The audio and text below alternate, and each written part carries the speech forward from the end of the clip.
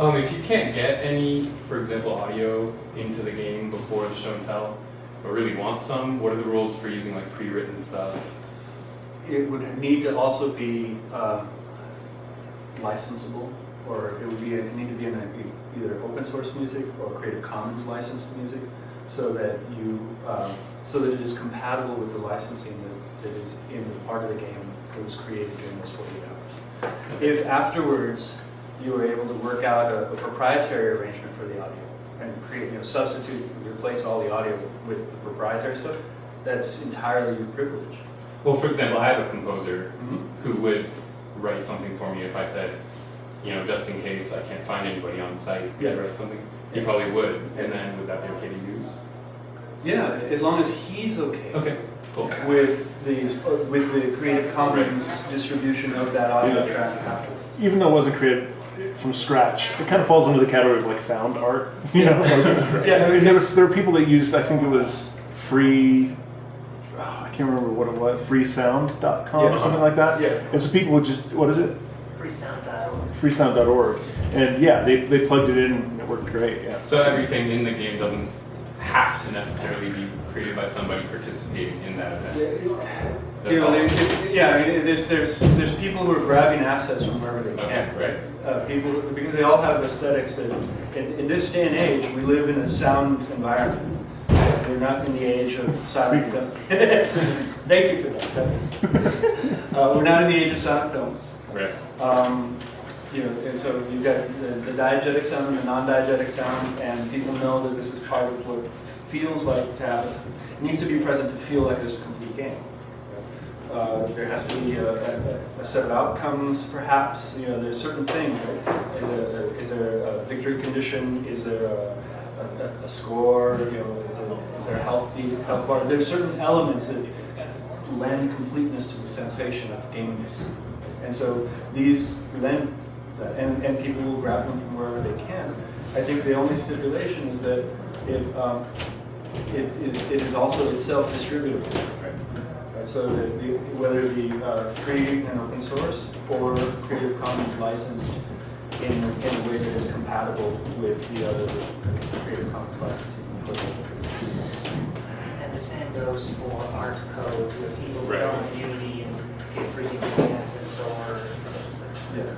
Yeah, and so if you grab a proprietary set of libraries, that's not going to work for the redistribution. So, so every single aspect of what we do comes into that is it shareable? So we've got just. Yeah, we got about 5 minutes of tape. If anybody has more questions, or How big are the teams? I think there's an optimal size between 3 and 5. There have been teams of up to 12 that had a working XNA Xbox prototype, but so there's like 4 coders, 3 artists, and I don't know what everybody else was doing. I can't imagine that there were 10. So try to 48 hours project management. How do you distribute the coding tasks? There may be people who know how to do that. I'm not one of them. So, and this is why. So keeping it simple, scoping. But if it's possible to assemble a team that's large and nimble, cool. Right? Be ambitious. Why not? Do people fall into like producer roles and stuff? I haven't been tracking what roles they fall into. I think that with such a short time frame, there's possibility to experiment. Like you can come in with your skill set and say, I'm going to assert or express the skill set that I already have and be comfortable in my skill set. Or it actually gives you the opportunity to slip outside and be a shapeshifter and try a role that you've never had before if you've got some people who are willing to play with you in that role.